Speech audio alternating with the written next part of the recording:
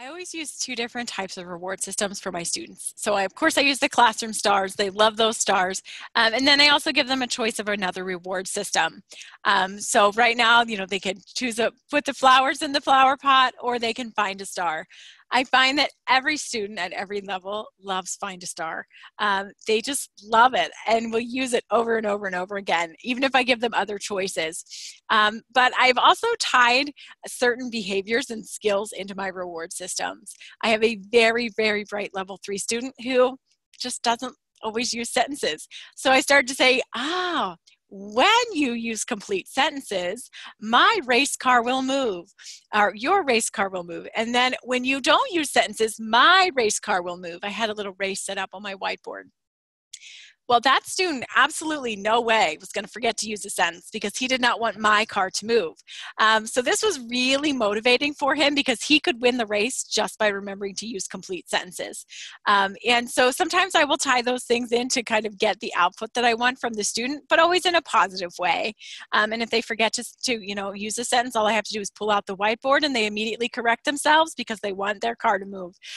So those are some fun ways that I use reward systems. I try to vary them every like 4 or 6 weeks, but Find a Star, that's what they all want. So I try to vary my reward systems that I use with them. I try to switch them out. Usually every 4 to 6 weeks, I'll do something like seasonal and give them the option. I also have kind of my oldie but goodie bin of rewards that I've used from the beginning of time. And sometimes they request some of those, but I try to vary it, or I give them choices. My older students love to play a game. They love to beat the teacher.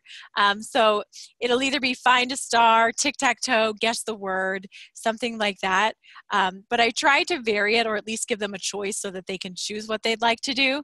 And that seems to, engage most of my level 3 students, I'd say.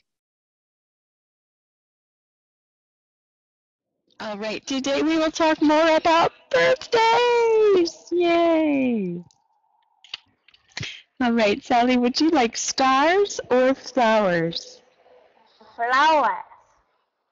Okay, we will put the flowers up. Here we go. Great, Sally. Here's another star. And which flower? And the purple flower. Beautiful. Well done.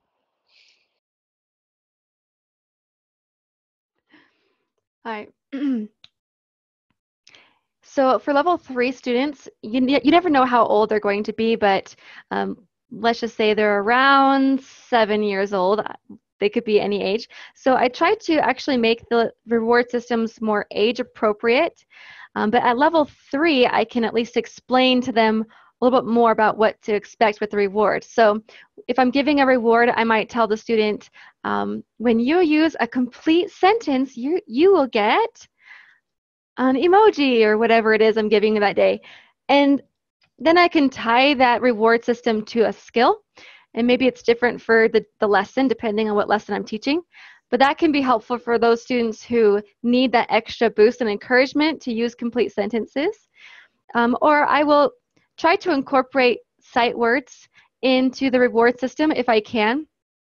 For example, I might have take the sight words and put them into some sort of a reward system. If I had the sight word on each box, then the student could say the sight word, and then that would be their X. And then I might say one, and I get an O. And so it's kind of a way to get them to practice their sight words. For a more advanced level 3 student, then for each one, they would have to make a complete sentence with a sight word. Or if you want to use the target vocab words, you could do the same thing.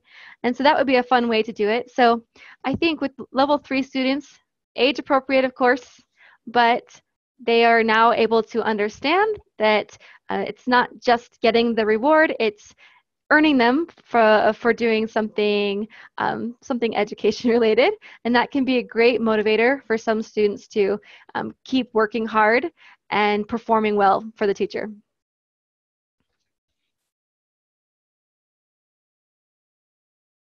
Hey, great. And when you do a good job, you get to go around the track. Let's begin.